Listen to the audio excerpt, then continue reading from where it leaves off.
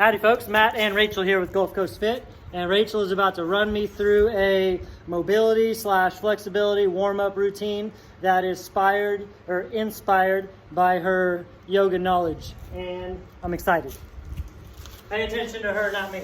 All right, so we're going to be focusing a little bit more specifically on external rotation, so getting the hips really open. For instance, this would be an excellent warm-up before you do any kind of squatting whatsoever. So with that being said, we're going to start laying down on our back. You're going to bend both knees, soles of the feet on the ground, taking the right ankle above your left knee, just chilling there in figure 4. And I want you, without trying to go deeper into it, just taking a couple deep breaths in through the nose and out of the nose.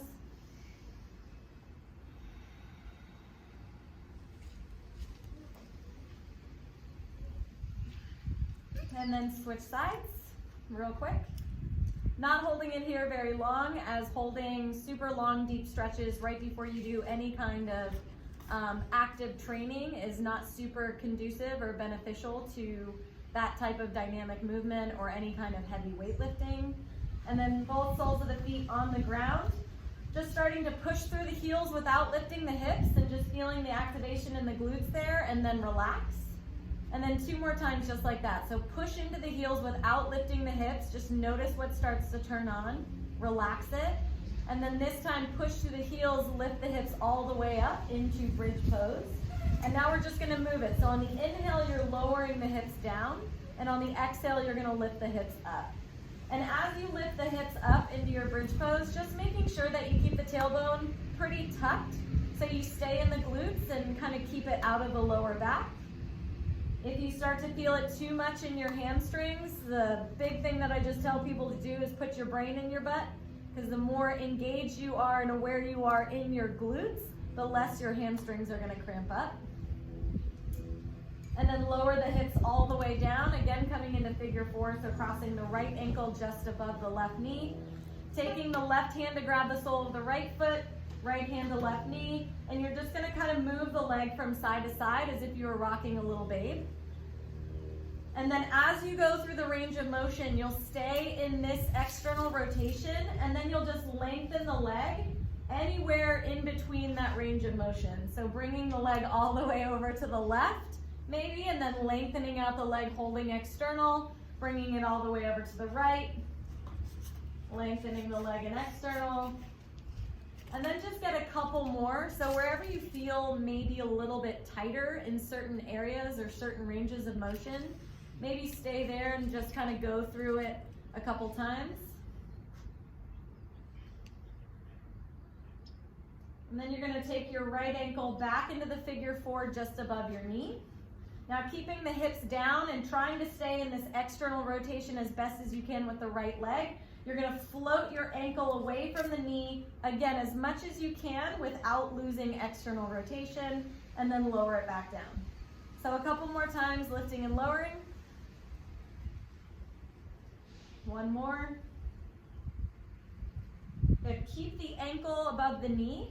Keep your right foot flexed. Push into your left heel, and then lift the hips up into your bridge pose. And try to make sure that your hips stay even. So we have a tendency to drop in the right side. So maybe take the hands on the 2 hip points, make sure that you're even Steven, and then lower the hips back down.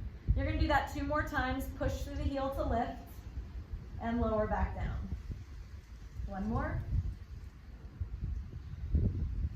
Good, and now this time, option to lift the hips into your bridge, and then staying in external rotation, float the leg up as much as you can, staying in external rotation, then lower the ankle and then lower the hips. And 2 more just like that. Focusing on keeping the abdominals engaged with your glutes and keeping the pelvis as even as you can here. Good, and then lower the hips all the way down, keeping the knees bent, taking the feet wide, and just windshield wiper from side to side. I personally like to turn my head in opposition of where my knees are going. And then bring it through to center, setting up for the second side. Feet as if you were going to do your bridge pose. Left ankle above the right knee. Flexing your foot, and then going ahead and grabbing your leg with both hands. And then just rocking your little baby leg from side to side.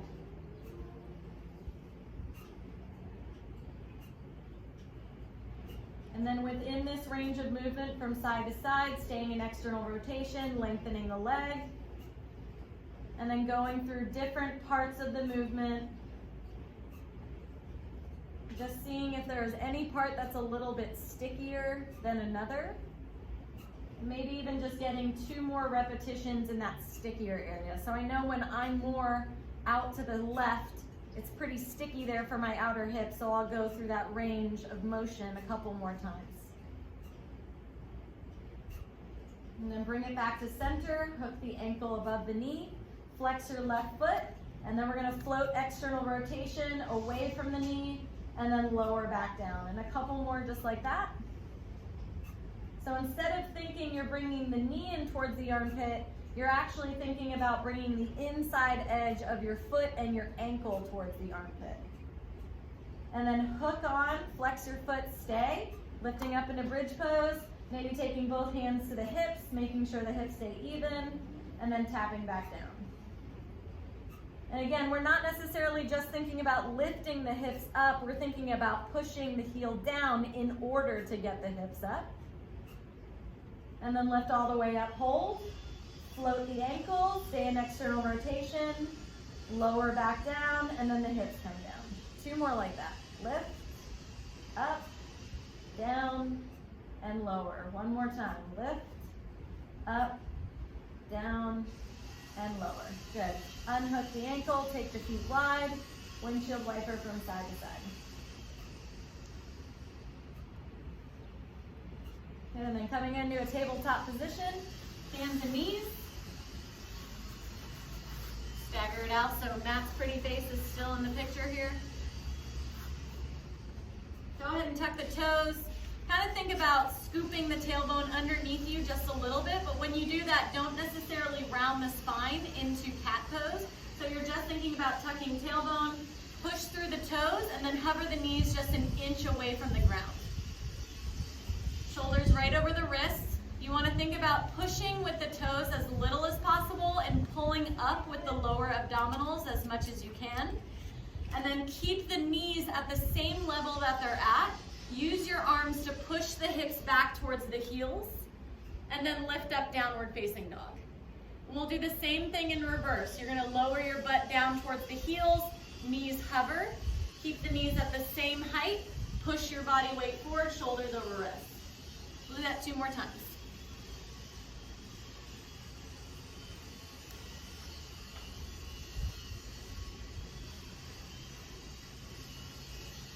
Trying to emphasize keeping the work in the abdominals here. And then shoulders over wrists, and you're just gonna stay here for a count of 5. Think about breathing into the upper back in between the shoulder blades as you inhale. And as you exhale, pulling the belly button and abdominals in nice and tight. Not rounding the spine excessively, scooping the tailbone. Take 1 more breath. Park the hips back towards the heels, lift the hips up, downward facing dog.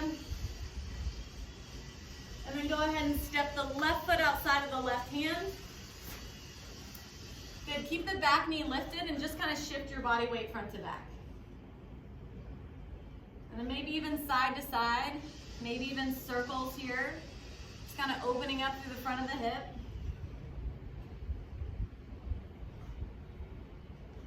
Then bringing it back into down dog. And right side. Right foot outside of the right hand, lower the hips, open the chest. Kind of shift front to back, side to side, maybe circles, whatever feels good for you.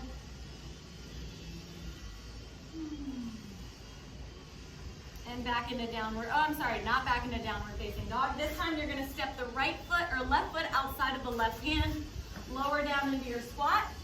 So these are called Russian baby makers. I did not make this name up, but definitely don't do this in Russia. Take the fingertips right underneath the front of the toes, chest up. So you're kind of using the fingertips underneath the toes as leverage, pulling up as you pull the pelvis down, opening up through the front of the pelvis, chest up. And then you'll lift the hips up. Legs don't have to go straight at all. In fact, only lift your hips as high as you feel a lengthening happening through the hamstrings, and then you'll lower back down. And then just going through this range a couple more times. Toes can be turned out to 10 and 2, or they can stay parallel, toes facing forward. Everybody's hips are different.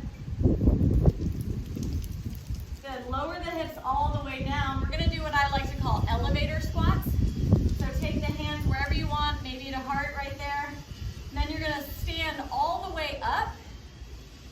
And then you're gonna lower down as low as you can go. Hold for 3, 2, come up just like 2 inches. Hold for 3, 2, come up a little bit more. Flex the muscles in the legs and the glutes and the abs. Come up a little bit more. Really squeeze all of the muscles you can. Keep squeezing them to stand all the way up. And then we're doing 3 squats nice and slow. Definitely don't do these in rushing either. And then one more nice and slow, really feeling and going through the range of motion there. And we're gonna do our elevator from bottom to top again.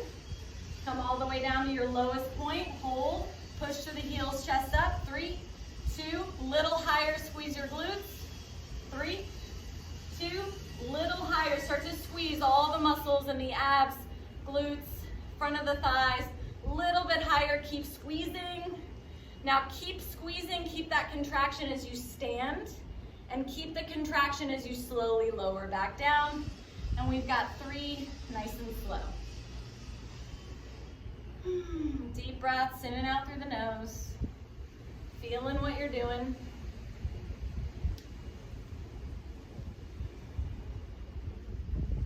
And there you have it. This is a good warm up for any workout, but specifically I really like this one for squatting. Have fun. Thank you, Rachel. And I really like that a lot. A lot of stuff I don't do typically, and the activation type of hip work in the beginning, stuff that can greatly benefit weightlifting. And I am busting a little bit of a sweat. My heart rate's up, core body temperature's up, and that is a great quickie. Try it out, follow along with Rachel, and put it on repeat. You can also run through something like that after a workout. It'd be beneficial before or after. So give it a go 2 times in one day. Catch you later. Bye.